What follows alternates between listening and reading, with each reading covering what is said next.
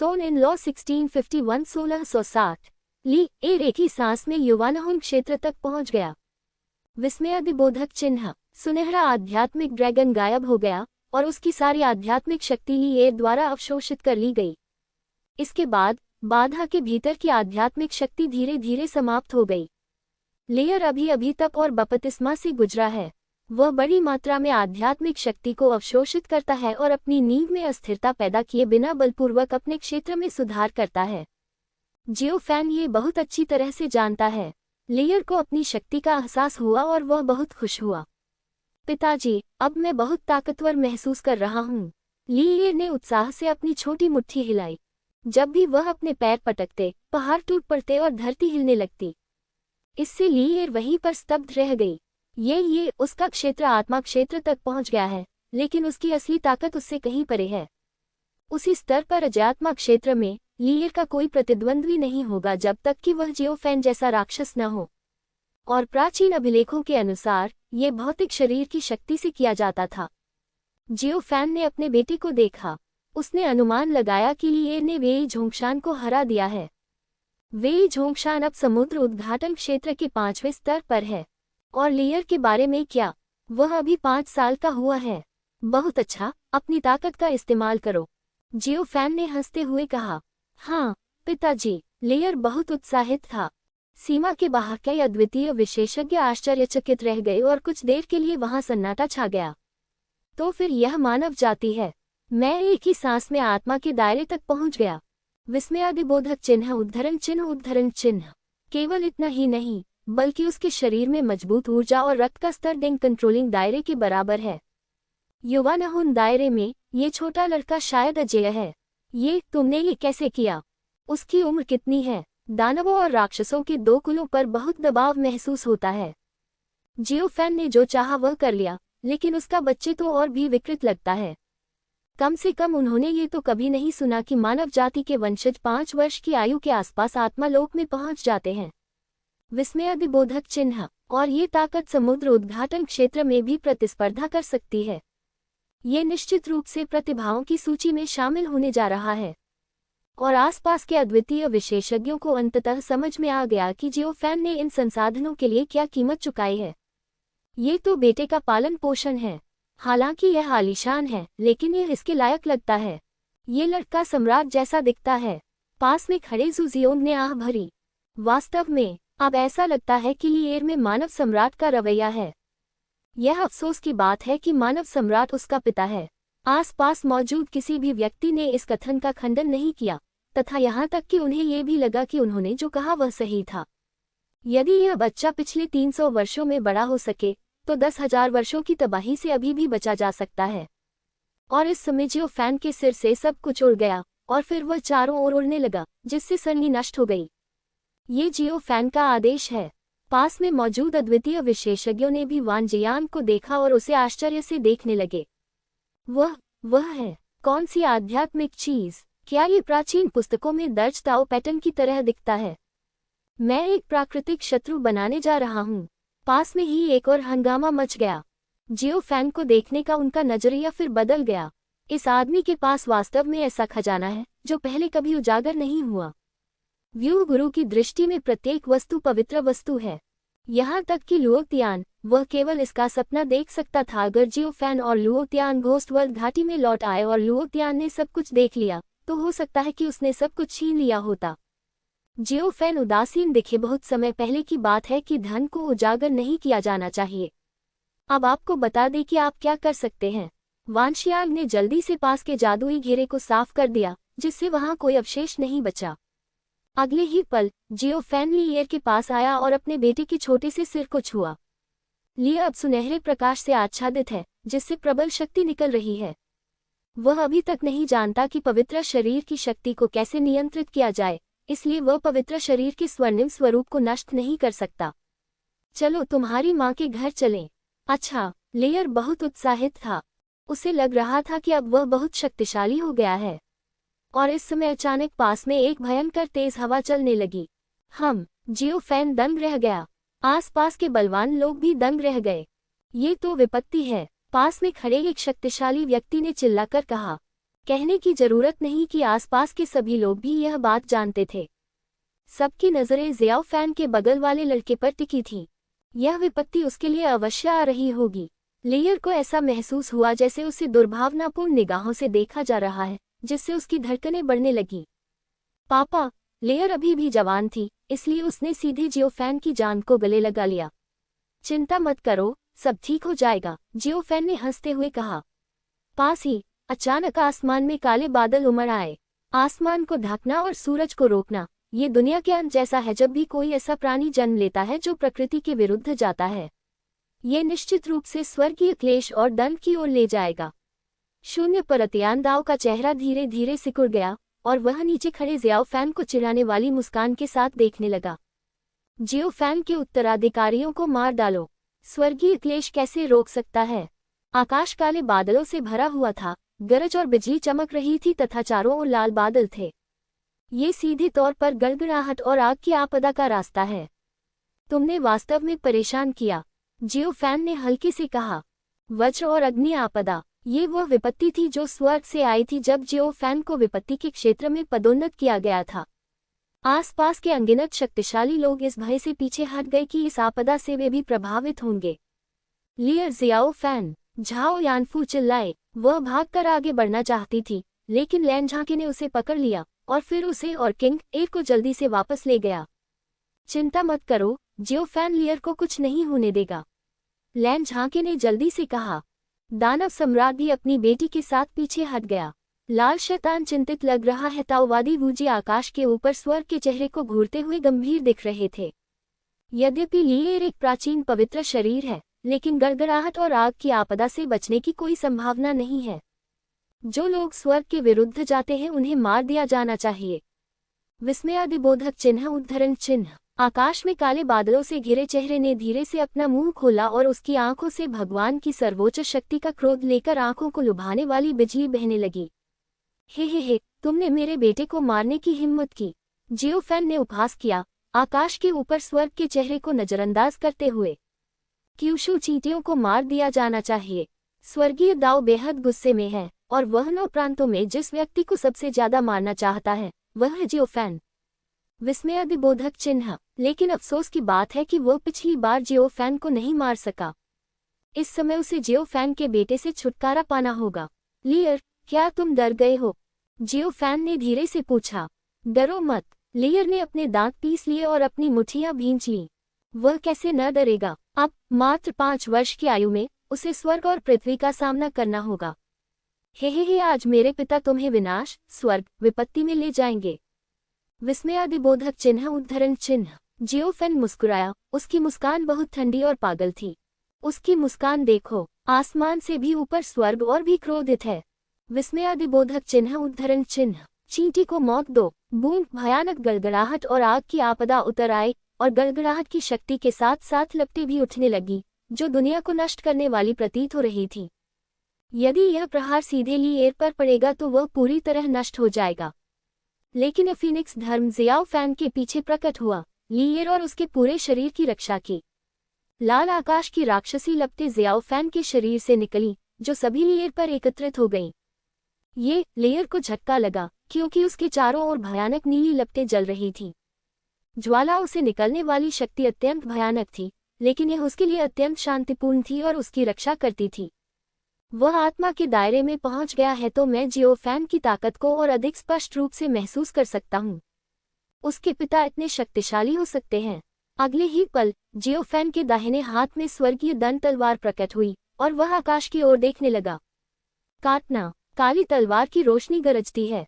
भयानक गड़गड़ाहट टूट गई और तलवार की रोशनी कानगियों में घुस गई। स्वर्ग का मार्ग ही प्रलय लाने के योग्य है। तुम कौन होते हो मेरे बेटे को दंड देने वाले? जियो फैन ठंडे स्वर में चिल्लाया। स्वर्ग उससे छुटकारा पाना चाहता है। वह स्वर्ग के मार्ग को क्यों नहीं मारना चाहता था? क्यूशू चींटियों को मार दिया जाना चाहिए। विस्मयादिबोधक चिन्ह उद्धरण चिन्ह। स्वर्ग क्रोधित है और काले बादलों में भयानक गड़गड़ाहट चमक रही है। विस्मयादिबोधक चिन्ह उद्धरण चिन्ह। बूम बूम बूम, भयानक गड़गड़ाहट की एक श्रृंखला आ गिरी। जियो फैन ने इन गड़गड़ाहटों की परवाह न करते हुए ठंडी सांस ली। स्वर्गीय दंड तलवार लगातार वार करती रहती है, तथा वज्र क्लेश की शक्ति का सामना करती है। जियो फैन क्लेश क्षेत्र के तीसरे स्तर पर पहुंच गया है। हालांकि उसने अभी बहुत कुछ भी लिया था, लेकिन स्वर्गीय क्लेश का उसके साथ कुछ भी करना केवल एक स्वप्न था। भयावह परिणाम यहाँ तक कि जियाओ फैन की सुरक्षा के बावजूद लिएर पर अभी भी असर पड़ेगा। लेकिन लाल आकाश दानव की लपटों से अपने शरीर की रक्षा करते हुए लिएर पूरी तरह से ठीक था। एक बेटे के रूप में जियो फैन तबाही का विरोध करेगा। यहाँ तक कि तेज बिजली भी उसका कुछ नहीं बिगाड़ सकती। स्वर्ग बहुत क्रोधित है, लेकिन आप कुछ नहीं कर सकते। अंत में वो केवल विलीन होकर दूर जा सकता था। जियो फैन शून्य में खड़ा था। तियानदाओ के जाने से पहले उसने 2 तलवारें निकाली और आसमान में काले बादलों को काट दिया, जिससे तियानदाओ शर्मिंदा हो गया। पास में ही कई अद्वितीय विशेषज्ञ हंगामा कर रहे थे। यह पागल आदमी, इस जियोझो स्वर्गीय मार्ग में वास्तव में कोई गरिमा नहीं है। हाँ, हम पहले डरते थे, लेकिन अब जियो फैन कमाल है। यहाँ तक कि पास के अद्वितीय विशेषज्ञ जो जियो फैन के दुश्मन थे, उन्होंने भी इस बार आह भरी और इसे स्वीकार करने से इनकार कर दिया। अन्य लोग आपदा के सामने हमेशा विनम्र रहते हैं, और जियो फैन केवल उसने अपनी विपत्ति पर कठोर प्रहार किया। वह अपने बेटे की विपत्ति का विरोध कर सकता है। क्षेत्र के बाहर का स्वर्ग असुविधाजनक है। चीजें खत्म हो जाती हैं। जियो फैन का फीनिक्स रूप नष्ट हो गया और लाल आकाश की राक्षसी लपटें उसके शरीर से हट गईं। वह लिएर को वापस झाओ यानफू और अन्य लोगों के पास ले गया। लिएर, जियो फैन, क्या तुम ठीक हो? झाओ यानफू की आंखें लाल थीं और वह अभी के दृश्य को देखकर भयभीत था। इससे कोई फर्क नहीं पड़ता, जियो फैन ने हंसते हुए कहा। झाओ यानफू ने जल्दी से अपने बेटे के शरीर की जांच की। मैंने पाया कि लिएर अब सख्त हो गया था और जब भी मैं उसे छूता था तो वह धमाके जैसी आवाज करता था। अब चूंकि लिएर अभी भी नंगा था, उसने जल्दी से लिएर का एक वस्त्र निकाला और अपने बेटे को पहना दिया। आसपास के कई अद्वितीय शक्तिशाली लोग तितर बितर हो गए। चलो चलें, बेटी, दानव राजा ने लाल शैतान की ओर देखा। पिताजी, आप वापस चले जाइए, मैं नहीं जाऊंगा, लाल शैतान ने भावशून्यता से कहा। तभी दानव राजा ने देखा कि उसकी बेटी जियाओ फैन की ओर उड़ी। उसने असहायता से आह भरी और अपना सिर हिलाया और चला गया। अब जियो फैन का अनुसरण करना उसके पीछे चलने से अधिक सुरक्षित है, कोई खतरा नहीं है। दानव राजा, दानव भगवान और अन्य लोग चले गए। राक्षस कुल की पुरानी प्राचीन वस्तुएं और राक्षस कुल के पूर्वज भी एक के बाद एक निकल गए। मैं कहना चाहूंगा कि यह नाटक बहुत रोमांचक है। जियाओ फैन ने अपने बेटे की ओर से स्वर्गीय क्लेश के खिलाफ लड़ाई लड़ी, और जियो फैन का बच्चे बहुत भयानक है। केवल शारीरिक शक्ति के कारण ही उन्हें अफसोस होता है कि उनके अपने वंशज भी उनसे आगे नहीं बढ़ सकते। भाई, तुम्हारा रंग पीला क्यों हो गया? किंग ट्र ने उत्सुकता से अपने भाई के दरवाजे पर दस्तक दी और हंसी। ये बड़ी बिल्ली के समान रंग का हो गया है। जियो जिन, वास्तव में ये सब सुनहरा है। मैं ये कोशिश करूंगा। ली ने अपने हाथों को देखा, कोशिश की और पवित्र शरीर के मूल को वापस डेंटियन में ले गया, और ये तुरंत सफल हो गया। वह फिर से एक सामान्य व्यक्ति बन गया। उसका शरीर थोड़ा नर्म हो गया था, लेकिन अभी भी मजबूत था। इस समय लाल चुड़ैल जियाओ फैन और अन्य लोगों के पास उड़ गई।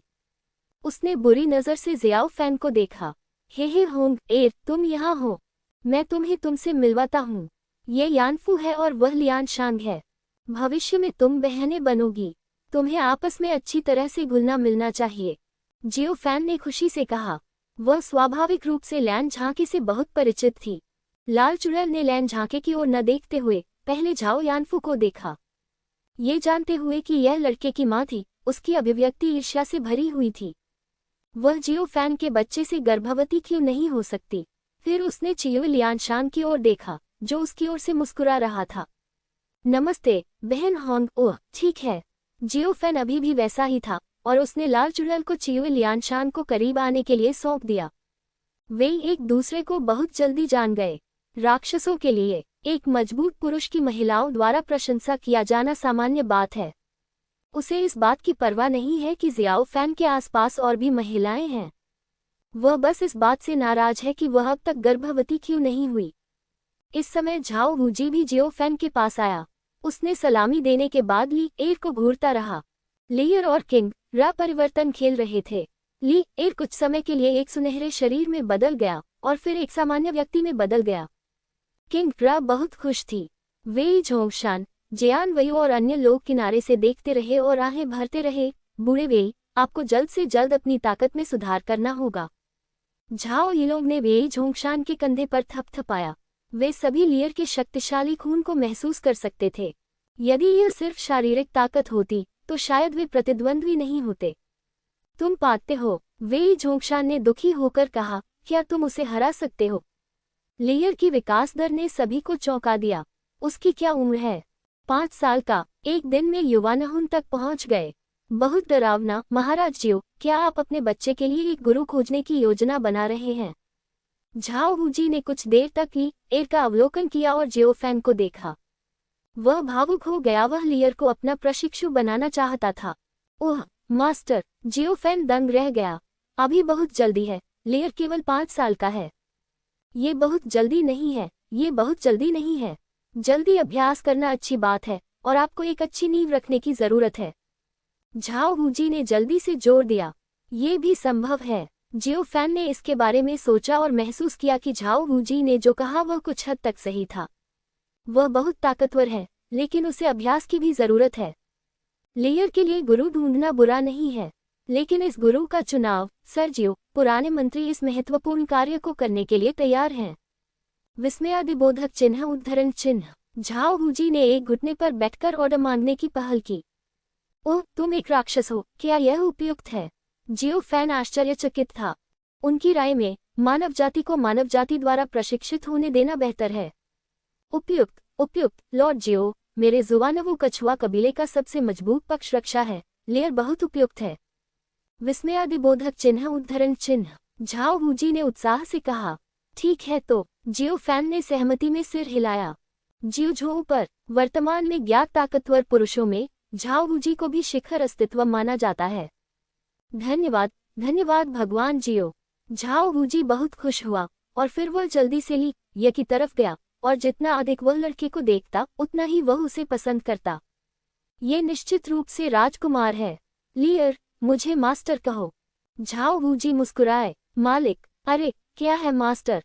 झाओ वूजी, लियर इस वर्ष केवल 5 वर्ष का है और वह ज्यादा कुछ नहीं जानता। यद्यपि उनका व्यक्तित्व कठोर है और प्रतिभा भी उच्च है, फिर भी एक बच्चा ही है। मास्टर, मास्टर आपको कौशल सिखाएंगे और आपको मजबूत बनाएंगे। हालांकि झाओ वूजी ने फिर भी धैर्यपूर्वक ये को समझाया। क्या मैं आपको मास्टर कहकर शक्तिशाली बन सकता हूँ? लियर ने उत्सुकता से पूछा। हाँ हाँ, क्या तुम मेरे पिता की तरह मजबूत बन सकते हो? लियर ने अपनी आंखें चौड़ी कर लीं। ये संभव है, तो फिर आप और मेरे पिता में से कौन अधिक शक्तिशाली है? लियर ने फिर उत्सुकता से पूछा। आपके पिता, तो फिर मैं आपको मास्टर क्यों कहूँ? लियर के प्रश्न ने झाओ वूजी को अवाक कर दिया और वह समझ नहीं पाया कि क्या उत्तर दे। अंत में जियो फैन असहाय होकर आगे आया। बता दे कि लियर ने झाओ वूजी को मास्टर कहा है। हालांकि लियर को यह नहीं पता था कि मास्टर का क्या मतलब है, फिर भी अपने पिता की बात सुनना सही था। ऐसे ही सभी ने जाने की योजना बनाई। महाराज, भगवान जियो, तो मैं लियर को अपने साथ ले जाऊंगा। झाओ वूजी ने जियो फैन को देखा। जब उसने सुना कि लियर जाने वाली है, तो झाओ यानफू तुरंत चिंतित हो गई। नहीं। यद्यपि लियर ने अपने स्वामी को पहचान लिया था, फिर भी वह नहीं चाहती थी कि लियर उसे एक मां के रूप में छोड़ दे। बच्चे को जाने दो, कोई बात नहीं, जियो फैन ने समझाया। अच्छी बात है। अंत में झाओ यानफू सहमत हो गया। लियर अभी भी युवा है और अब एक अच्छी नींव रखना भविष्य के लिए अच्छा होगा। लॉर्ड जियाओ, मैडम चिंता मत करो, मैं लियर की अच्छी देखभाल करूंगा। झाओ वूजी बहुत उत्साहित थे और उनके अनुसार वह फिलहाल लियर को केवल कुछ बुनियादी मार्शल आर्ट ही सिखाएंगे। बच्चे को गहन बातें सिखाने में कोई जल्दबाजी नहीं है और ज्यादा समय नहीं लगेगा जब लियर को उसकी मां के पास वापस भेज दिया जाएगा। ये सुनकर झाओ यानफू के चेहरे पर नरमी आ गई। भाई, मुझे और बड़ी बिल्ली को देखने के लिए जल्द से जल्द वापस आना याद रखना। किंग ए ने बच्चे जैसी आवाज में कहा। उसके चेहरे पर एक अनिच्छुक भाव था। मुझे पता है, जब मैं शक्तिशाली हो जाऊंगी तो मैं भविष्य में तुम्हारी रक्षा कर सकूंगी। लियर मुस्कुराए और वह भी अपनी बहन को छोड़ने के लिए अनिच्छुक थी। झाओ वूजी ने तियानजिमेन के ताकतवर लोगों और लियर को जाने के लिए प्रेरित किया। लाल चुड़ैल वहां से नहीं गई और अभी भी वहीं थी। उसने इस बार न जाने का निर्णय लिया। चलो घर चलें, जियो फैन ने मुस्कुराते हुए कहा। वह लाल चुड़ैल से ये तथ्य छुपाना नहीं चाहता था कि वह मानव दुनिया का सम्राट था। सभी लोग वहां से निकलकर अंतरिक्ष मार्ग से मंदिर में प्रवेश कर गए। ये कहाँ है? लाल चुड़ैल जब अंदर आई तो चौंक गई। मंदिर की भव्यता बाहरी दुनिया के किसी भी मंदिर से कहीं अधिक थी।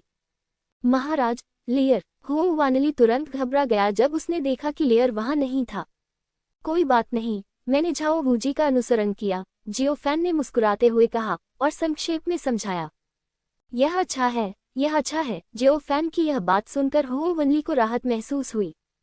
वह सचमुच चिंतित था कि लेयर को कुछ हो जाएगा, और लाल चुड़ैल भी जियोफैन की पहचान जानती थी। जियोझोउ के सम्राट! ये जानने के बाद लाल चुड़ैल को झटका लगा, लेकिन फिर उसे राहत मिली और अंततः उसे वह सब समझ में आ गया जो वह पहले नहीं समझ पाई थी। इसमें कोई आश्चर्य नहीं कि झाओ वूजी जियोफैन का इतना सम्मान करते थे। इतना ही, तुमने पहले मुझसे यह बात कितनी मुश्किल से छुपाई थी। लाल चुड़ैल ने शिकायत की। बस इतना ही कि मुझे ये कहने का मौका नहीं मिला। मैं बाहरी दुनिया को यह नहीं बता सकता कि मैं फिलहाल मानवता का सम्राट हूँ। जियोफैन ने समझाया। उसने लाल चुड़ैल को इसका कारण समझाया। लाल चुड़ैल वास्तव में क्रोधित नहीं थी। इस प्रकार से जियोफैन और अन्य लोग कुछ दिनों तक मंदिर में शांति से रहे। फिर जियोफैन ने लाल चुड़ैल को दूर भेज दिया। इसके बाद जियोफैन ने एकांत में जाने की योजना बनाई। इस बार वह एकांत से बाहर आने से पहले जियेशिंग क्षेत्र के 9वें स्तर तक पहुंचना चाहता था और शियो क्षेत्र में प्रवेश करने का प्रयास करना चाहता था। लेकिन उससे पहले जियोफैन को अभी भी एक काम करना था। लाल चुड़ैल को दानव सम्राट महल में वापस भेजने और दानव सम्राट के साथ रात्रिभोज करने के बाद जियोफैन ने अलविदा कहा और चला गया। इसके बाद उन्होंने चांग सुन निंग से मिलने के लिए भूत दुनिया घाटी में प्रवेश करने के लिए लुओ तियान से संपर्क किया। वैसे उन्होंने सीधे चांग सुन निंग को उठाया। 2 दिन बाद लुओ तियान शून्य को चीरता हुआ आया और जियाओफैन को ले गया। ब्लैक होल शटल में लुओ तियान ने शिकायत की, बच्चे, तुम वास्तव में अपने बेटे के लिए इतने सारे आध्यात्मिक पत्थर संसाधनों को छोड़ने के लिए तैयार हो। यह कोई रहस्य नहीं है कि जियोफैन लीयर के लिए एक चौंकाने वाला गठन तैयार कर रहा है। हे, बस कुछ आध्यात्मिक पत्थर संसाधन, वे सभी तैरते बादल हैं, कुछ भी नहीं। जियोफैन ने हल्के से कहा। वास्तव में जियोफैन ने पहले ही इस बारे में सोचा था। यदि पर्याप्त आध्यात्मिक पत्थर नहीं है तो वह लुओ तियान से कुछ उधार लेगा। मूल रूप से लुओ तियान गरीब था, लेकिन उसने जियोफैन का अनुसरण किया और कई प्रमुख जातियों को लूट लिया, इसलिए वह अब अमीर है। आप ठीक हैं, वैसे मुझे वानजियांग दाओ पैटर्न देखने दो। लुओ तियान ने फिर से उत्सुकता से कहा। उसकी आंखें चमक रही थीं। वह जियोझोउ में शीर्ष फॉर्मेशन मास्टर हैं। वानशियांग दाओवन वह खजाना था जिसका उसने हमेशा सपना देखा था। उसने कभी सपने में भी नहीं सोचा था कि जियोफैन के पास ऐसा खजाना होगा। सूश वानजियांग का नाम जियाओफैन के दिमाग से निकला। पूरा शरीर प्रकाश की रंग बिरंगी किरणें उत्सर्जित कर रहा था। ये वास्तव में वैसा ही है जैसा प्राचीन पुस्तकों में दर्ज है। लुओ तियान बहुत उत्साहित था और वानजियांग को छूना चाहता था। सूश ऐसा लग रहा था कि वानशियांग को मायसोफोबिया था और वो तुरंत वहां से भाग गया। इसमें क्या गड़बड़ है? लुओ तियान ने उत्सुकता से पूछा। यह आपकी गंदगी को नापसंद करता है, जियोफैन ने हल्के से कहा। वह और वानजियांग एक दूसरे के साथ तालमेल में थे, इसलिए वह स्वाभाविक रूप से जानता था कि वह क्या सोच रहा था। लुओ तियान ने बार बार वानजियांग को छूने की कोशिश की, लेकिन अंत में असफल रहा। अंततः वानजियांग को गुस्सा आ गया और उसने जियोफैन के शरीर में फिर से छेद कर दिया, जिससे लुओ तियान असहाय हो गया। लुओ तियान की लाचारी जियोफैन और वह अंततः भूत घाटी में आ गए। चांग सुन निंग से मुलाकात की। जियाओफैन, चांग सुन निंग येज्यू ने काले रंग का लबादा पहना हुआ था। उसके चेहरे की विशेषताएं एकदम सही थीं और उसका फिगर भी पतला था। जब उसने जियाओफैन को देखा तो वह बहुत खुश हुई और खुद को उसकी बाहों में फेंक दिया। निंगर, आजकल तुम कैसी हो? जियोफैन मुस्कुराया और चांग सुन निंग को अपनी बाहों में भर लिया। बुरा नहीं है, बस तुम्हारी याद आती है। अच्छा लड़का, तुम यहाँ आओ। लुओ तियान ये दृश्य देखकर अवाक रह गया। जियोफैन, अगर कोई इसे देखता है तो वानजियांग को बुलाओ और मुझे इसे दिखाने दो। लुओ तियान ने उत्सुकता से कहा। उसे तुम्हारा गंदा होना पसंद नहीं है और वह तुम्हें देखना नहीं चाहता। जियोफैन ने हल्के से कहा। ऐसा मत करो, जल्दी करो। वास्तव में तुम्हारा और उसका एक साथ होना तय नहीं है। अंततः लुओ तियान के बार बार अनुरोध के बाद भी जियो फैन ने वानजियान को बुलाया। अफसोस की बात है, लुओ तियान को देखने के बाद वानजियान ने मुड़कर जियो फैन के शरीर की ओर लौट आया। इस बार वह बाहर नहीं आएगा, भले ही उसे पीट पीट कर मार डाला जाए। हाय, लुओ तियान ने असहाय होकर कहा, यह मेरा क्यों नहीं है? क्योंकि तुम गंदे हो, जियो फैन ने उदासीनता से, बहुत निर्दयता से कहा। जियो फैन ने चांग सुन निंग का हाथ पकड़ा और चला गया। वह आया और चांग सुन निंग ने स्वाभाविक रूप से अपना सारा समय जियो फैन के साथ बिताया। वैसे वे दो लोग मोजी और मोयेन कहाँ हैं? जियो फैन ने पूछा। तियानगंग मंडप का मामला खत्म होने के बाद वे दोनों लोग चले गए। जियो फैन को तो ये भी नहीं पता था कि वे जीवित हैं या मरे हुए। वे अभी भी वही हैं। चांग सुन निंग ने संक्षेप में बताया कि शुरुआत में क्या हुआ था। आप बहुत भाग्यशाली हैं, ये वास्तव में मूर्खों का भाग्य है। जियो फैन ने उदासीनता से कहा। क्या मोयेन ने तुम्हें परेशान किया? जियो फैन ने पूछा। नहीं नहीं, वे अब आपको अपने मन में भगवान मानते हैं और हर दिन आपकी पूजा करने के लिए एक वेदी भी तैयार करते हैं। चांग सुन निंग ने मुस्कुराते हुए कहा। जियो फैन, मैं मरा नहीं हूँ, तुम मेरी पूजा क्यों कर रहे हो? जियो फैन तुरंत क्रोधित हो गया। वे मृत लोगों की पूजा कर रहे हैं, लेकिन वह अभी भी जीवित है। जियो फैन गुस्से में था और मोयेन और मो जेड के साथ परेशानी मोल लेना चाहता था, ये सोचकर कि दोनों के इरादे बुरे थे और वे उसे मौत का श्राप दे रहे थे। वे वास्तव में आपको एक आदर्श मानते हैं। चांग सुन निंग ने तुरंत उसे रोका और जियो फैन को कारण समझाया। जियो फैन ने पहले दोनों भाइयों के चेहरे पर थप्पड़ मारा, फिर वो उन्हें तियानगांग मंडप में लूटने और जबरन वसूली करने के लिए ले गया। निकाले गए आध्यात्मिक पत्थरों की संख्या ने उनके सिर को सुन्न कर दिया और उसने इतना बड़ा काम किया, लेकिन वह इससे बच निकलने में सफल रहा। विस्मयादिबोधक चिन्ह। बाद में जियो फैन ने राक्षस कबीले के अद्वितीय ताकतवर लोगों के एक समूह को भी दबा दिया। जीवन के क्षेत्र में पहुंचने के बाद उसने क्रोधित होकर स्वर्गीय क्लेश को फटकारा। जब मोशी और मोयेन को ये बातें पता चली तो उन्हें ऐसा लगा जैसे वे वहां मौजूद थे और उनके मन में प्रशंसा की भावना उभरी। फिर वे जियो फैन के सबसे वफादार और कट्टर समर्थक बन गए। सच में जियो फैन हैरान था, उसने कभी सपने में भी नहीं सोचा था कि यह ऐसा होगा। सच में, चलो मैं तुम्हें दिखाने ले चलूंगा, चांग सुन निंग ने हंसते हुए कहा। फिर वो जियाओ फैन को दूर ले गई। दो भाइयों मोजी और मोयेन ने घोस्ट वर्ल्ड वैली में एक छोटा सा मंदिर बनाया और उसमें जियाओ फैन का चित्र स्थापित किया। मंदिर बड़ा नहीं है, लेकिन हर दिन कई लोग आते जाते रहते हैं। सप्ताह के दिनों में मोयेन और मोशी जब भी खाली होंगे मंदिर में रहेंगे। यदि वे मुक्त नहीं हैं तो कोई व्यक्ति छोटे मंदिर की देखभाल में मदद करेगा। मंदिर में लोग हमेशा जियाओ फैन के गौरवशाली कार्यों के बारे में कहानियां सुनाते रहते हैं। इससे निषिद्ध क्षेत्र में ऊब चुके प्राणियों को अपनी ऊब दूर करने के लिए स्थान मिल जाता है। ऐसा कहा जाता है कि जियाओ फैन ने 3 जनजातियों के चौराहे पर अपना रास्ता बना लिया।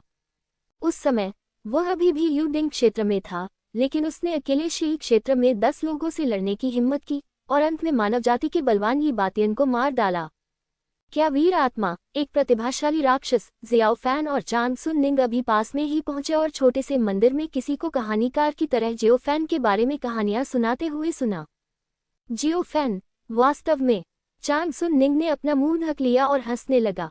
जियो फैन छोटे मंदिर में प्रवेश किया। वह विभिन्न जनजातियों के प्राणियों से घिरा हुआ था, सभी कहानियां सुन रहे थे। छोटे मंदिर के मध्य में उनका चित्र है, जो सजीव एवं सुंदर है, और चित्र के सामने श्रद्धांजलि की कई प्लेटें रखी हुई हैं। यहाँ शराब और मोमबत्तियां भी हैं। जियो फैन थोड़ा अभिभूत है। वह अभी मरा नहीं है, यह मृतकों के लिए तैयार किया गया है। संयोगवश मोयेन भी आज मंदिर में है। जियो फैन ने उसे एक नज़र में पहचान लिया।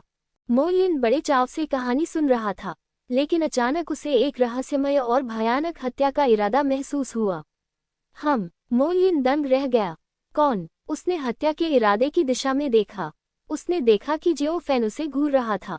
मास्टर जियो जियो, मोयेन ने कहा। आसपास मौजूद सभी लोग जियाओ फैन शब्द सुनकर दंग रह गए।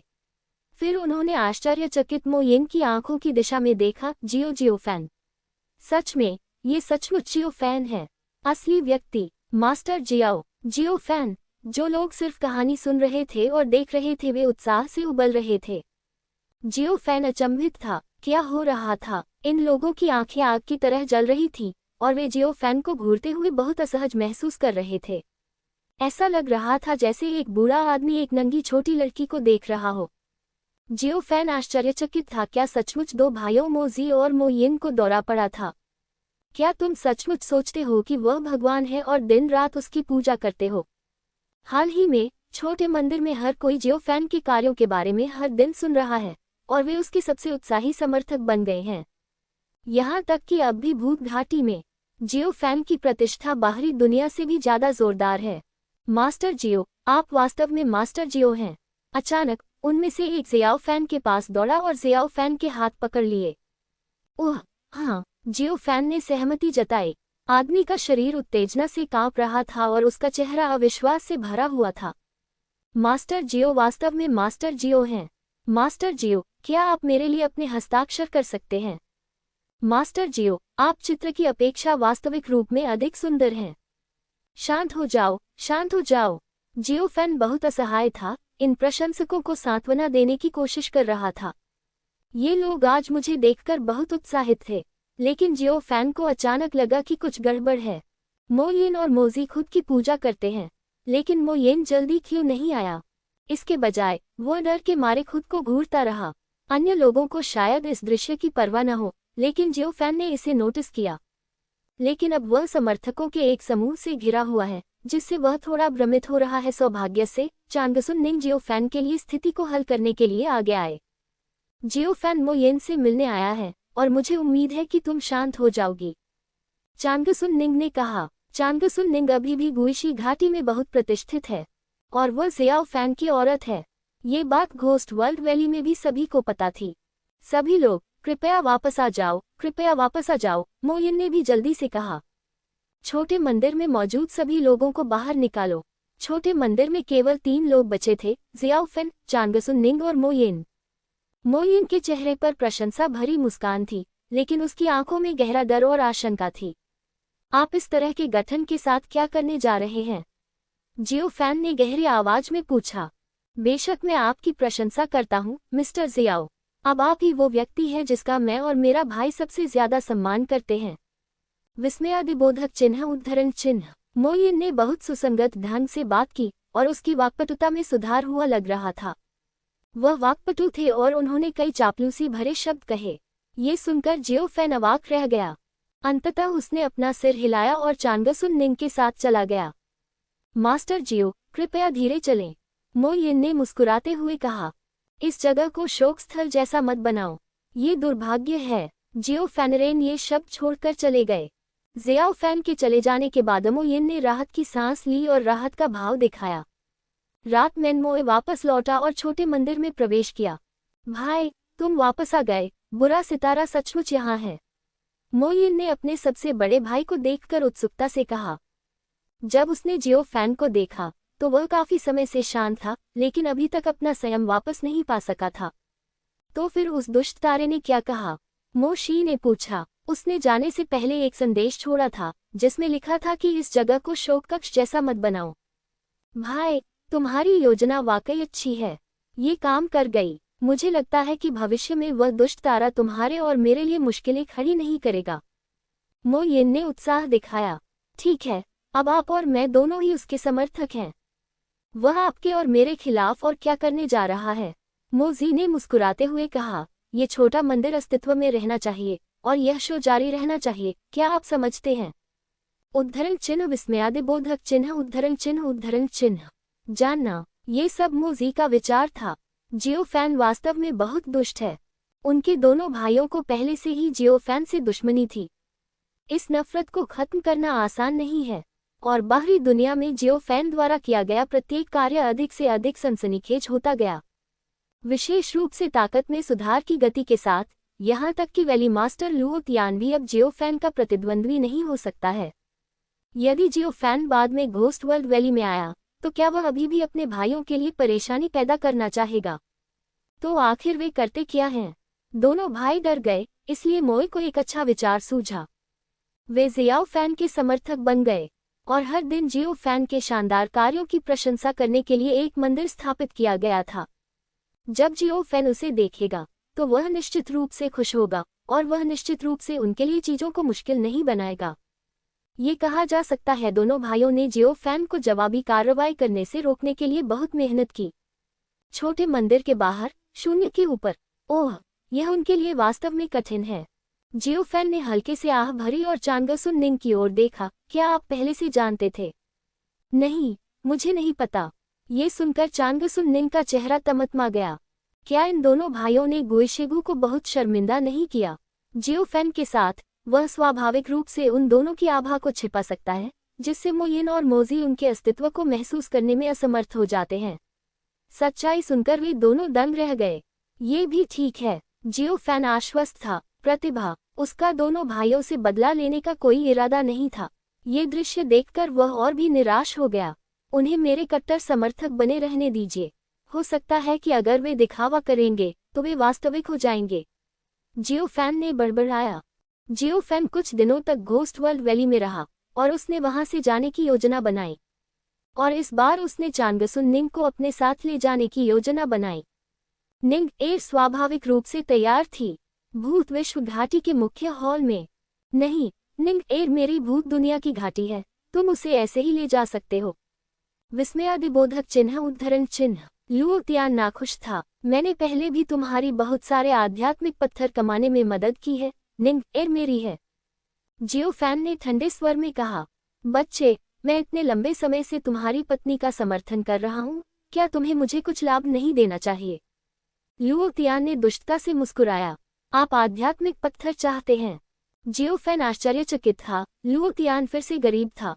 हे, चांगसुन निंग के बदले में वान शियांग दाओ पैटर्न का उपयोग करना, ये सौदा सार्थक है। विस्मयादिबोधक चिन्ह उद्धरण चिन्ह। लुओ तियान हंसा। जियो फैन, चांगसुन निंग, लुओ तियान, पिछली बार जब हमने मुकाबला किया था तो हमने अपनी पूरी ताकत का इस्तेमाल नहीं किया था। आज हम मौत तक लड़ेंगे, कैसा रहेगा? विस्मयादिबोधक चिन्ह उद्धरण चिन्ह। जियो फैन ने हल्की से भौहें उठाते हुए कहा। लुओ तियान, भूल जाओ, ये घाटी मास्टर तुम्हारे साथ मजाक कर रहा है। देखना चाहता है कि क्या तुम निंग एयर के प्रति ईमानदार हो। तुम जाओ। लुओ तियान डर गया। अब वह जियाओ फैन को नहीं हरा सकता था। अलविदा। जियो फैन ने चांगसुन निंग का हाथ लिया और टेलीपोर्टेशन सरणी में प्रवेश किया और दोनों चले गए। जब जियो फैन और अन्य लोग चले गए, लुओ तियान ने अपना माथा पकड़ लिया और आह भरते हुए कहा, मुझे उसे पहले ही लूट लेना चाहिए था।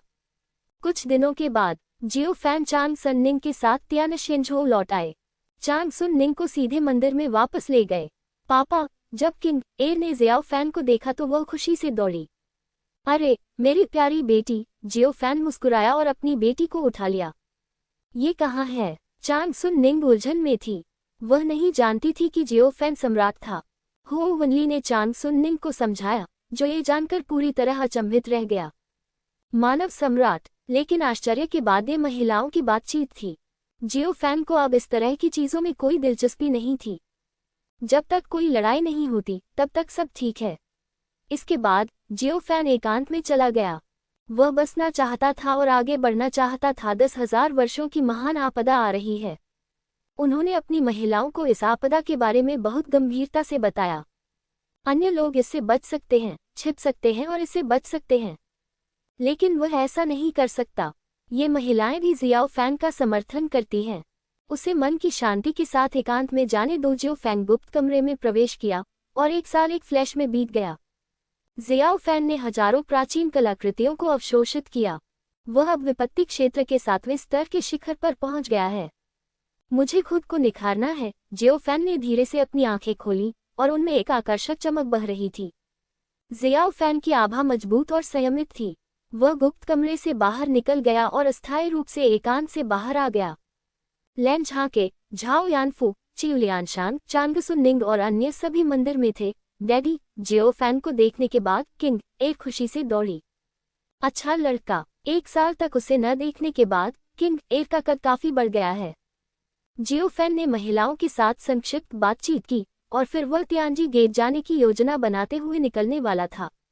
जब उसने सुना कि जियो फैन तियानजी गेट जा रहा है तो झाओ यानफू ने उसके पीछे जाने पर जोर दिया। वह लियर को देखना चाहती थी। ठीक है, जियो फैन स्वाभाविक रूप से सहमत हो गया। अब ये महिलाएं एक दूसरे के अस्तित्व के अनुकूल ढल गई हैं। वे एक दूसरे के साथ मिलजुल कर रहते हैं और अब वे झगड़ा नहीं करेंगे। जियो फैन ने झाओ यानफू को लिया, मंदिर छोड़ दिया और अराजकता सागर में आ गया। उन्होंने तियानजी ऑर्डर के माध्यम से झाओ वूजी से पहले ही संपर्क कर लिया था। ताओवादी वूजी ने व्यक्तिगत रूप से जियाओ फैन का स्वागत किया और उसे तियानजी गेट में ले गए। इस समय लियर पीछे के बगीचे में मुक्केबाजी का अभ्यास कर रहा था। वह रक्त और ऊर्जा से भरा हुआ था और यद्यपि उसका शरीर युवा था, फिर भी उससे निकलने वाली आभा भयावह थी। इस वर्ष ली एयर के क्षेत्र में कोई सुधार नहीं हुआ, लेकिन उसकी ताकत में काफी सुधार हुआ। महाराज, लेयर अभी भी युवा है, इसलिए क्षेत्र के लिए जल्दी करने की कोई आवश्यकता नहीं है। सबसे महत्वपूर्ण बात नींव है। यदि आप एक अच्छा अवसर चूक जाते हैं तो भविष्य में इसकी भरपाई करने में बहुत देर हो जाएगी। झाओ वूजी ने मुस्कुराते हुए समझाया। उन्हें डर था कि जियो फैन युवा था, इसलिए वह नींव के महत्व को नहीं समझता था। लेकिन जियो फैन बहुत स्पष्ट था। वह उच्च स्तर के दुश्मन को चुनौती दे सकता था क्योंकि उसके कौशल स्टार मैप से प्राप्त होते थे, जो हमेशा दूसरों की तुलना में उच्चतर होता था। ली एयर, झाओ यानफू ने धीरे से पुकारा। जब उसने अपने बेटे को देखा तो उसका चेहरा खुशी से भर गया। माँ बाप, लियर ने अपनी माँ की आवाज सुनी तो वह रुक गया। जब उसने अपने माता पिता को आते देखा तो वह खुशी खुशी उनके पास पहुंचा। झाओ यानफू ने ली एयर को अपनी बाहों में पकड़ लिया। उसने उसे 1 साल से ज्यादा समय से नहीं देखा था और एक माँ होने के नाते वह बहुत चिंतित थी। 1 साल पहले की तुलना में लियर की लंबाई आधे सिर से भी अधिक बढ़ गई थी और उसके चेहरे का बचपना काफी हद तक फीका पड़ गया था, लेकिन वह अब केवल 6 साल का था। जियाओ फैन ने अपने बेटे को देखा। हालांकि उसके राज्य में सुधार नहीं हुआ था, लेकिन वह ताकत के मामले में शायद 10वें झोंगशान को हरा सकता था। प्राचीन पवित्र शरीर वास्तव में काफी मजबूत था। महाराज, आप इस बार यहाँ क्यों आए हैं? झाओ वूजी ने पूछा। मैं गुप्त क्षेत्र में प्रवेश करना चाहता हूँ, जियो फैन ने कहा। गुप्त क्षेत्र में प्रवेश करें? झाओ वूजी आश्चर्यचकित था। उसे नहीं पता था कि जियो फैन गुप्त क्षेत्र में क्या करने जा रहा था। खुद को निखारने के लिए एक बख्तरबंद योद्धा ढूंढो। जियो फैन मुस्कुराया। हाँ महाराज, झाओ वूजी ने सम्मानपूर्वक सहमति व्यक्त की। जियो फैन, झाओ यानफू और ली एयर के कुछ समय के लिए फिर से मिलने के बाद जियो फैन ने गुप्त क्षेत्र में प्रवेश किया। वह खुद को निखारना चाहता है और अब सबसे अच्छी जगह तियानजिमेन का गुप्त क्षेत्र है। एक चमक में जियो फैन ने तियानजी संप्रदाय के गुप्त क्षेत्र में 1 वर्ष से अधिक समय बिताया है। इस बार जब वह स्वयं को निखार रहा था तो उसने एक गुप्त क्षेत्र में चले जाने का निर्णय लिया। जियो फैन की ताकत में भी तेजी से सुधार हुआ है। कई प्राचीन अवशेषों के आशीर्वाद से वह क्लेश क्षेत्र के 9वें स्तर के शिखर पर पहुंच गया है। विस्मयादिबोधक चिन्ह, ये कहा जा सकता है कि जियो फैन अब अपनी सबसे मजबूत स्थिति में है। वह भी गुप्त क्षेत्र से बाहर आ गया। जियाओ फैन द्वारा उत्सर्जित आभा पहले की तुलना में अनगिनत गुना अधिक भयानक थी। यहाँ तक कि झाओ वूजी भी इसे देखकर हैरान रह गए। महाराज, आप कहाँ तक पहुँचने की योजना बना रहे हैं? ताओवादी वूजी ने आश्चर्य से पूछा। कितने दिन हो गए? जियो फैन को क्लेश क्षेत्र में पदोन्नत किए जाने के बाद वह 3 साल से भी कम समय में क्लेश क्षेत्र के 9वें स्तर के शिखर पर पहुंच गया। ये कैसी साधना गति है? क्यूशू के पूरे इतिहास में नहीं, ऐसा लगता है कि अनगिनत क्षेत्रों ने खेती की इस गति के बारे में कभी नहीं सुना है।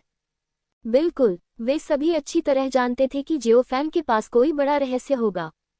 लेकिन समस्या क्या है? ऐसे प्रतिभाशाली और राक्षस के पास रहस्य होना सामान्य बात है। क्या यह अजीब बात नहीं होगी कि कोई रहस्य न हो? बाहर, जियो फैन ने हल्के से कहा, मैं कुछ तैयारी के बाद एक सफलता हासिल करूंगा। जियो फैन समझ गया कि झाओ वूजी का क्या मतलब था। उसे चिंता है कि बाहरी दुनिया उसके लिए हानिकारक होगी। आखिरकार, जिस व्यक्ति से तियानदाओ अब सबसे अधिक छुटकारा पाना चाहता है, वह निश्चित रूप से जियो फैन है। हाँ महाराज, झाओ वूजी ने उसे मना नहीं किया। वह नहीं जानता कि जियो फैन अब कितना मजबूत है। वास्तव में, यहाँ तक कि जियो फैन खुद भी नहीं जानता। खैर, उसे एक बात का यकीन था। इसका मतलब कि अब उसे स्वर्ग का डर नहीं है। तो क्या हुआ अगर आपदा पहले से अधिक हिंसक हो? डैडी, लेयर पहले की अपेक्षा अधिक लंबा हो गया है। उसका खून मजबूत है और उसकी आभा किसी प्रागैतिहासिक राक्षस के बच्चे जैसी दिखती है। झाओ यानफू चेहरे पर मुस्कान लिए उनके साथ थे। जियो फैन ने लियर के सिर को छुआ। प्राचीन पवित्र शरीर वास्तव में शक्तिशाली है। अकेले शारीरिक शक्ति के मामले में ली ये निश्चित रूप से एक ही समय में दो कुलों के दुष्टों को आसानी से दबा सकता है। चलो पापा तुम्हें खेलने ले जाएंगे, जियो फैन ने मुस्कुराते हुए कहा। ठीक है ठीक है, ली ने खुशी से कहा। वह 2 साल से तियानजिन में है। वह पिछले 2 वर्षों से बाहर नहीं गया है। अगला जियो फैन ने तियानजी गेट छोड़ दिया और ली और झाओ यानफू को साथ लेकर घूमने के लिए एक मानव शहर की तलाश में निकल पड़ा। चुपचाप खेलने के लिए जियो फैन ने भी अपना रूप बदल लिया। झाओ यानफू प्रसिद्ध नहीं है और बहुत से लोग उनके रूप रंग को नहीं जानते हैं। यही बात लियर के लिए भी लागू होती है। 3 सदस्यों वाले एक परिवार ने खरीदारी में 7 दिन बिताए। फिर जियो फैन ने ली और झाओ यानफू को वापस मंदिर भेज दिया। पिताजी, भाई किंग एर भी बड़ी हो गई है, उसका चेहरा समृद्ध कोलेजन से भरा है और वह और भी अधिक आकर्षक हो गई है। छोटी बहन, अपनी बहन को देखकर ली तेजी से दौड़कर आया। हर बार जब वह एक कदम बढ़ाता तो उसकी तेज सांस से तेज हवा चलने लगती। इस बार वेई झोंगशान की बात तो दूर, यहाँ तक कि जियान वेयू भी उसे देखकर निराश नजर आया।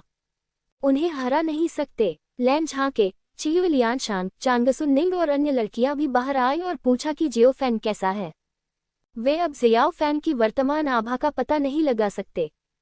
ये बहुत ही संयमित और गहरा लगता है, एक खाई की तरह। सौभाग्य से सब कुछ ठीक रहा। अगर तुम यहाँ बोर हो जाओ तो तुम बाहर जा सकते हो। अब से क्यूशू में कोई दुश्मन नहीं होगा, जियो फैन ने हंसते हुए कहा। दरअसल इन महिलाओं के लिए हर समय मंदिर में रहना बहुत उबाऊ होता है। मंदिर में हो वानली स्वयं अंतरिक्ष नोट चुन सकता है और किसी को भी दूर भेज सकता है। हालांकि लड़कियां अभी तक नहीं गई हैं क्योंकि वे जियाओ फैन को परेशानी नहीं देना चाहती हैं। जियो फैन कुछ दिनों तक मंदिर में रहा, फिर वापस चला गया और स्वर्ग के मंदिर में चला गया। इस बार वह तियानमेन से होकर नहीं गया बल्कि सीधे टोकन के माध्यम से प्रवेश किया और सबसे पहले लॉन्ग मियाओइन के साइड हॉल में गया। अब जबकि वह शक्तिशाली हो गया है और स्वर्ग के मंदिर में छिपा हुआ है, केवल कुछ ही लोग उसे पहचान सकते हैं। ये कैंग हमेशा अपनी आध्यात्मिक चेतना का एक हिस्सा लॉन्ग मियाओइन के पार्श्व हॉल के पास छोड़ देते थे। जियो फैन की आभा को महसूस करने के बाद उसने भौहें सिकुड़ी और फिर हॉल में बैठकर आराम किया। संकट क्षेत्र के 9वें स्तर पर होना वास्तव में भयावह है। ये कैंग ने अपना सिर हिलाया और आह भरी। उसे लगा कि वह सचमुच बूढ़ा हो गया है। नहीं, ये सही नहीं है। भले ही वह वही था जिसने आज के सभी राक्षसों का दमन किया था। जियो फैन के साथ कोई तुलना नहीं है। क्या यह अभी भी एक मानव जाति है जो परित्यक्त अवस्था में पली बड़ी है? क्वाए किसी भी गलतफहमी से बचने के लिए जियो फैन का जानबूझकर किया गया आभा प्रदर्शन था। वही लिन जुआन, यान पिंग और अन्य लोगों ने भी शुरू में शक्तिशाली आभा का पता लगाया, लेकिन जब उन्हें पता चला कि यह जियाओ फैन था तो वे सभी चौंक गए। उनमें से झेंग तियानयुआन का चेहरा सबसे बदसूरत था। झेंग परिवार के मुख्य हॉल में बैठे हुए वह गंभीर दिख रहे थे। क्या वह उस बूढ़े बदमाश का बदला लेगा? शायद नहीं। दुर्भाग्यवश वह वापस क्यों आया है? झेंग तियानयुआन ने चिंतित होकर अपने आप से कहा। उसके मुंह में बूढ़ा कमीना स्वाभाविक रूप से लॉन्ग अनहाई है। जियाओ फैन हाल ही में दूर रहे हैं। झेंग तियानयुआन लॉन्ग अनहाई को बार बार परेशान करने के लिए उसे ढूंढने गया। लॉन्ग अनहाई दिन रात भयभीत और चिंतित रहती थी। शुरुआत में झेंग तियानयुआन को अभी भी चिंताएं थीं, लेकिन फिर उसे पता चला कि जियो फैन वास्तव में वहां नहीं था और उसे इसकी परवाह नहीं थी। वह वास्तव में क्रोधित था, इसलिए उसने लांग परिवार की वर्तमान रक्षात्मक संरचना पर हमला कर दिया। इसलिए उसे बहुत परेशानी से गुजरना पड़ा। इसे टूटने से पहले एक पूरे दिन लगातार विस्फोट करना पड़ा। उस समय जियाओ फैन मंदिर में एकांतवास में था। स्वाभाविक रूप से उसने लांग अनहाई का मदद मांगने वाला संदेश देखा, लेकिन जियो फैन को इसकी परवाह नहीं थी। उनकी राय में झेंग तियानयुआन वास्तव में उसे नहीं मारेगा। जो कुछ भी, ये कैंग वैसे भी यहाँ है, कोई गंभीर बात नहीं घटेगी। जब लॉन्ग मियाओइन को इस बारे में पता चला तो वह जल्दी से उसे मनाने चली गई, लेकिन झेंग तियानयुआन ने लांग अनहाई से मौत तक लड़ने पर जोर दिया। हताश होकर लॉन्ग मियाओइन ने ये कांग से फिर विनती की। अप्रत्याशित रूप से ये कैंग ने आगे आने से इनकार कर दिया और यहाँ तक कि लॉन्ग मियाओइन को भी मना लिया, उसे अकेले रहने के लिए कहा। ये पुरुषों के बीच का मामला था। वास्तव में हर कोई नहीं जानता था कि ये कैंग ने सबसे पहले झेंग तियानयुआन को लॉन्ग अनहाई के आगमन के बारे में बताया था। तब अंततः लांग परिवार की रक्षात्मक संरचना टूट गई। झेंग तियानयुआन को भी लॉन्ग एनहाई मिल गया था और वह उससे अकेले लड़ना चाहता था। लॉन्ग एनहाई का निश्चित रूप से कोई मुकाबला नहीं है और वह तो मरने तक भी नहीं लड़ेगा। अंत में झेंग तियानयुआन ने जोरदार कार्रवाई की और लॉन्ग एनहाई को करारा झटका दिया। उसके बाद झेंग तियानयुआन हर 3 से 5 बजे आता और लॉन्ग एनहाई को भोजन देता। लॉन्ग एनहाई पूरी तरह से एक चटाई बन गई और झेंग तियानयुआन ने उसे मारने की हिम्मत नहीं की। आखिरकार ये जियो फैन के ससुर हैं। ये कहना ठीक है कि दोनों पक्षों के बीच झगड़ा हुआ था। दोनों पक्षों के बीच पहले से ही प्यार और नफरत थी, लेकिन उसे मारना प्रतिष्ठा का मामला होगा और ये कैंग इसके लिए सहमत नहीं होगा। और हर बार झेंग तियानयुआन ने लॉन्ग एनहाई को बुरी तरह हराया। झेंग तियानयुआन इसे बहुत स्पष्ट रूप से महसूस कर सकता था। ये कैंग हमेशा पास में ही था, झांक रहा था। इस घटना के कारण लॉन्ग मियाओइन को भी सिरदर्द होने लगा, लेकिन उसने जियाओ फैन को परेशान नहीं किया। उसे उम्मीद थी कि वह मन की शांति के साथ अभ्यास करेगा, और वह जानती थी कि अगर इस तरह की बात की वजह से जियो फैन का गुस्सा वाकई वापस आ गया तो वह सबसे ज्यादा गुस्से में होगा। अपना गुस्सा निकालने के लिए झेंग तियानयुआन को पीटना एक हल्की बात मानी जाएगी। मियाओइन, इन दिनों तुम कैसी हो? जियो फैन ने लॉन्ग मियाओइन को अपनी बाहों में पकड़ते हुए फुसफुसाया। ये ठीक है। लॉन्ग मियाओइन की अभिव्यक्ति पहले की तुलना में बहुत अधिक थकी हुई दिखी। जियो फैन बहुत चिंतित हुआ और उसने कारण पूछा तो उसे सच्चाई पता चली। ये सब लॉन्ग एनहाई और झेंग तियानयुआन के बीच हुई घटना के कारण हुआ। अब इस पर गौर करें तो लॉन्ग एनहाई वास्तव में दोषी नहीं है। आखिर क्या लॉन्ग एनहाई के पास झेंग तियानयुआन को भड़काने की कोई क्षमता है? चिंता मत करो मियाओइन, मैं कल इस मामले को संभालने में आपकी मदद करूंगा। जियो फैन ने हंसते हुए कहा। ठीक है, तो ज्यादा दूर मत जाओ। अंकल झेंग मेरे साथ अच्छा व्यवहार करते हैं, लॉन्ग मियाओइन ने कहा। चिंता मत करो, जियो फैन ने मुस्कुराते हुए कहा। फिर उन दोनों ने बगल के हॉल में कुछ ऐसा किया जो कि अकल्पनीय था।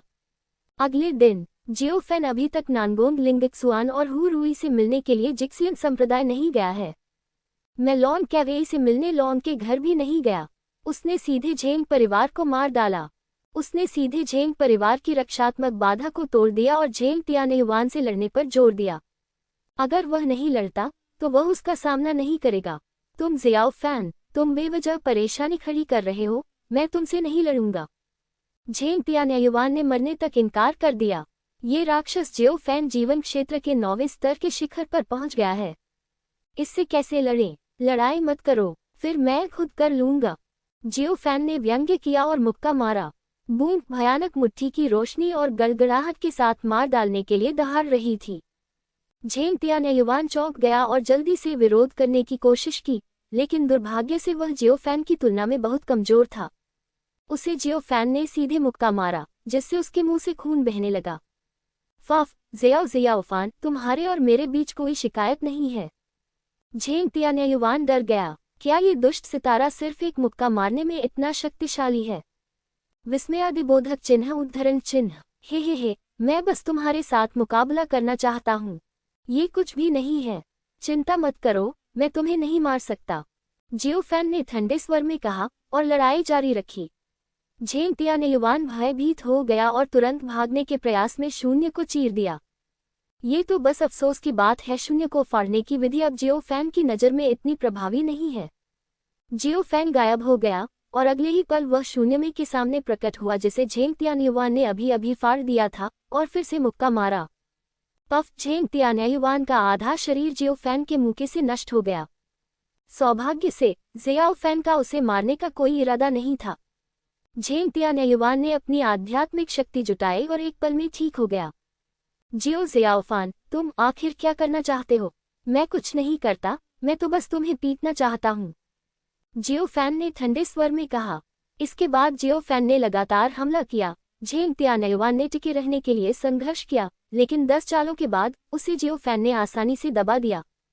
जियो फैन ने सीधे कार्रवाई की, झेंग तियानयुआन की आत्मा को सील कर दिया और उसके मांस और हड्डियों को चकनाचूर कर दिया। तुम मुझे जाने दो। झेंग तियानयुआन चिंतित था। मानव दिव्य मंदिर के बुजुर्गों को वास्तव में अपने ही क्षेत्र में एक जूनियर द्वारा दबा दिया गया था। हाँ, चिंता मत करो, मैं तुम्हें बाद में जाने दूंगी, जियो फैन ने ठंडे स्वर में कहा। फिर वह झेंग तियान्युवान को उठाकर चला गया। चाहे झेंग तियान्युवान ने कितना भी विरोध किया, इसका कोई फायदा नहीं हुआ। अगर वह दाजिन का विरोध करता है तो जियो फैन उसके सिर पर थप्पड़ मार देगा। तुम्हें अपना व्यवहार ठीक रखना चाहिए। मेरा स्वभाव बहुत खराब है, मुझे लगता है कि तुम ये जानते हो। सावधान रहो, मैं गुस्सा हो जाऊंगा और तुम्हें मार डालूंगा, जियो फैन ने ठंडे स्वर में कहा। ये सुनकर झेंग तियान्युवान ने अपना व्यवहार संभाला। इसके बाद जियो फैन झेंग तियान्युवान को लॉन्ग परिवार के पास ले गया और सीधे लॉन्ग इनहाई से मिलने गया। इस समय लॉन्ग मियाओइन पहले से ही लॉन्ग परिवार में था। यह उसके और जियाओ फैन के बीच एक समझौता था, इसलिए वह पहले आई। जियो फैन ने कहा कि वह पहले झेंग तियान्युवान से निपटेंगे। लॉन्ग मैंशन अब ये बेहद आलीशान है। पहले ये परिवार का मुख्य हॉल था और अब ये लॉन्ग मैंशन का मुख्य हॉल बन गया है। बेटी, क्या तुम्हें लगता है कि जियाओ फैन झेंग तियान्युवान से निपट सकता है? विस्मयादिबोधक चिन्ह उद्धरण चिन्ह। लॉन्ग इनहाई का चेहरा सुअर के सिर की तरह सूजा हुआ था। ऐसा इसलिए था क्योंकि कुछ दिन पहले उसे झेंग तियान्युवान ने पीटा था। लॉन्ग इनहाई का क्षेत्र बहुत कम था। वह झेंग तियान्युवान को बिल्कुल भी नाराज नहीं कर सकता था। भले ही लॉन्ग मियाओइन ने कई गोलियां भेजी थीं, लेकिन वह बार बार पिटाई बर्दाश्त नहीं कर सकती थी। हाँ मियाओइन, किया जियो फैन ने बताया कि वह इससे कैसे निपटने जा रहा है। लॉन्ग के पूर्वज लॉन्ग ज़िज़ाई ने भी उत्सुकता से पूछा। हाल ही में लॉन्ग परिवार काफी तनाव में है। हर बार जब झेंग तियान्युवान लॉन्ग परिवार के पास आया, वे केवल झेंग तियान्युवान को लॉन्ग इनहाई को हराते हुए देख सकते थे, लेकिन कुछ नहीं कर सकते थे। यहाँ तक कि वे सांस लेने की भी हिम्मत नहीं जुटा पाए। अन्यथा वे झेंग तियान्युवान द्वारा चुप करा दिए जाने से डरते थे। इस जियाओ फैन ने ऐसा नहीं कहा, लेकिन उसके पास कोई रास्ता होना चाहिए, उस पर विश्वास करें, लॉन्ग मियाओइन ने धीरे से कहा। लॉन्ग कैवेई एक तरफ खड़ी होकर दूर तक देख रही थी। उसे अपने बहनोई की आकृति की उम्मीद थी। नानगोंग लिंगक सुआन और हु रुई भी वहां मौजूद थे। यहाँ तक कि वू शिनजुए और फैंग ज़ूंगशी भी आए। लॉन्ग कैवेई ने अपने दो सहयोगियों को इसकी जानकारी दी और फिर यह स्थिति उत्पन्न हुई। मुझे तियानशिनझो आए 2 साल से अधिक हो गए हैं।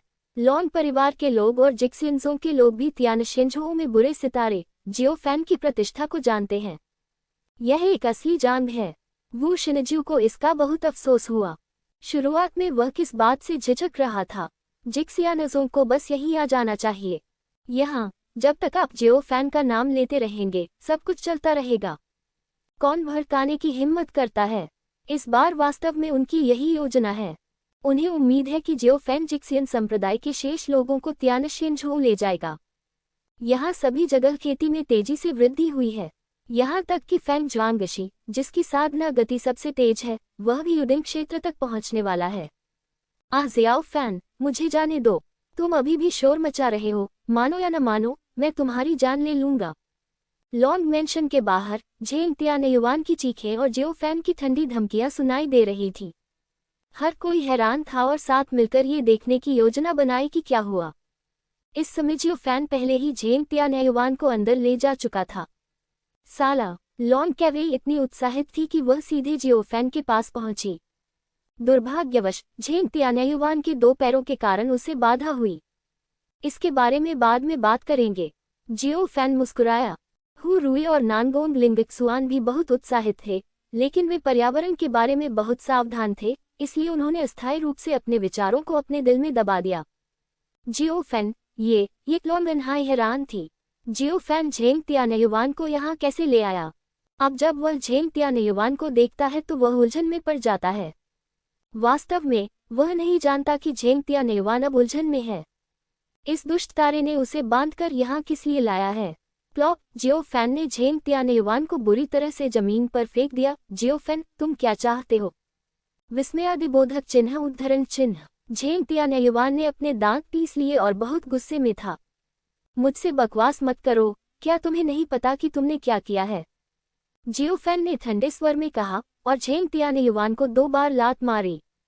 मैं तुमसे कहता हूँ, यह मेरे और लॉन्ग इनहाई के बीच एक व्यक्तिगत दुश्मनी है और इसका तुमसे कोई लेना देना नहीं है। झेंग तियान्युवान की आंखें चमक रही थीं। इससे कोई फर्क नहीं पड़ता। जियो फैन ने झेंग तियान्युवान को ऊपर से नीचे तक देखते हुए एक खूनी नज़र प्रकट करते हुए व्यंग्य किया। वह मेरे ससुर हैं, आप कहें कि इसका मुझसे कोई लेना देना है या नहीं, मैं आपके निजी मामलों की परवाह करने के लिए बहुत आलसी हूँ। अगर यह काम नहीं करता है तो मैं आज आपको मार डालूंगा, ताकि इस मामले के कारण भविष्य में मुझे कोई परेशान न करे। तुमने हिम्मत की। झेंग तियान्युवान गुस्से में था। क्या तुम्हें लगता है कि मैं हिम्मत कर सकता हूँ? जियो फैन ने व्यंग्य किया। झेंग तियान्युवान घबरा गया। इस दुष्ट सितारे ने निश्चित रूप से हिम्मत की है। उसने यी बातियन को मार डाला। ऐसा लगता है कि उसमें से एक और को मारना संभव है। जियो फैन, मत करो, मत करो, लॉन्ग मियाओ ने जल्दी से मना किया। क्या उसने जियाओ फैन से नहीं कहा था कि वह ज्यादा दूर न जाए?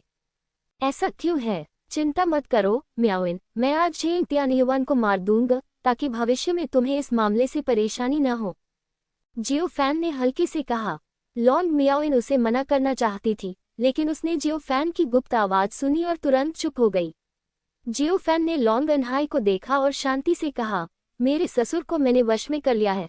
आप इसे स्वयं कर सकते हैं। यदि आपको कोई शिकायत है तो आप बदला ले सकते हैं। पहले उन्हें टुकड़ों में काट सकते हैं और फिर उन्हें मार सकते हैं। झेंग तियान्युवान, लॉन्ग अनहाई, सब लोग ये लॉन्ग अनहाई अचंभित रह गया। उसे झेंग तियान्युवान को मारने दो।